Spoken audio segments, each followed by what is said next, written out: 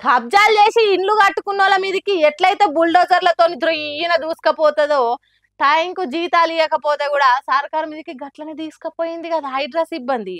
Hago షీమలోలే అంత ఎట్లా గుమిగూడురో కదా, ఎక్కడ పని అక్కడ నేడ్చేసి ఆందోళనకు దిగిర్రట హైడ్రా డిఆర్ఎఫ్ బృందాలు. మరి ఏమిటికొచ్చిన కోపం అంటే జీతాలు తగ్గించిరనే గీ ఉగ్ర రూపం. మా సిబ్బందిలా కొందరు వాట్సాప్ గ్రూప్లల్లో పిల్లలు ఆకలి ఆకలి అనే వీడియోలు అప్లోడ్ చేస్తున్నారు. మా పరిస్థితి గంత దారుణంగా మారింది సార్ అనుకుంటా చెప్తున్నారు.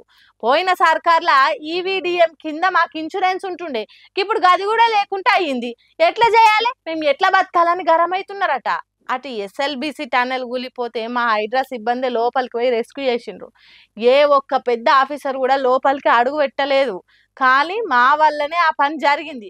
కానీ అసొంటి మాకు కనీసం ఇన్సూరెన్స్ కూడా చేసుడు లేదు, పట్టింపే లేకుండా అయినాము అని పాపం వాళ్ళ బాధనంతా ఎల్లగక్కిర్రు.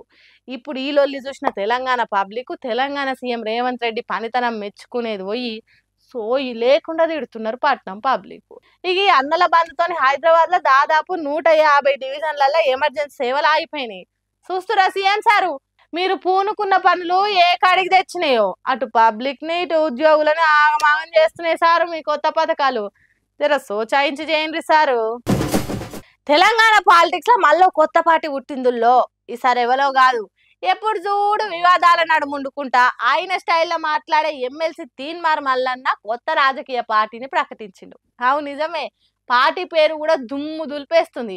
తెలంగాణ రాజ్యాధికార పార్టీ అట, షార్ట్ కట్ల టీఆర్పీ అన్నట్టు. హైదరాబాద్ లో మీడియా ముందుకు వచ్చిన మల్లన్న తెలంగాణకు నిజమైన అధికారం రావాలంటే కొత్త రాజకీయ శక్తి తప్పదు అంటుండు.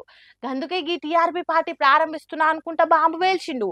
ఈ పార్టీ లక్ష్యము ప్రజలకే అధికారం, ప్రజలకే రాజ్యం అని స్పష్టం చేసిండు.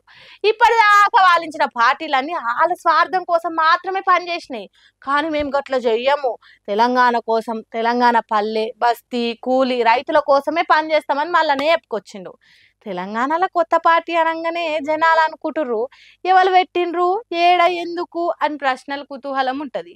ఇప్పటికే కాంగ్రెస్ బీజేపీ బీఆర్ఎస్ మధ్యలో జనం గందరగోళంలో ఉన్న టైంలో ఈ టీఆర్పీ రంగప్రవేశం చేసింది. పార్టీ పెట్టిన రోజే ఆయన జెండాలు వీకేసినందుకు రేవంత్ రెడ్డికి చూసుకుందాం నీ పతాపమో నా పతాపమో, ఎంత ధైర్యం ఉంటే నా పార్టీ జెండాలే వీకేస్తావా అని వార్నింగ్ ఇచ్చిండు. మరి పార్టీ నిజంగానే తెలంగాణ రాజకీయాలలో సునామీ తెస్తుందా లేకుంటే మనకే సున్నం కొట్టి పోతుందా అనే చూడాలంటుర్రు ఈ వార్తిన్న జనాలు. మల్లన్న కొత్త పార్టీ పెట్టినన్న వార్త బయటికి వచ్చిన ఎంబటే సోషల్ మీడియాలో హల్చల్ మామూలుగా లేకపోన్రి.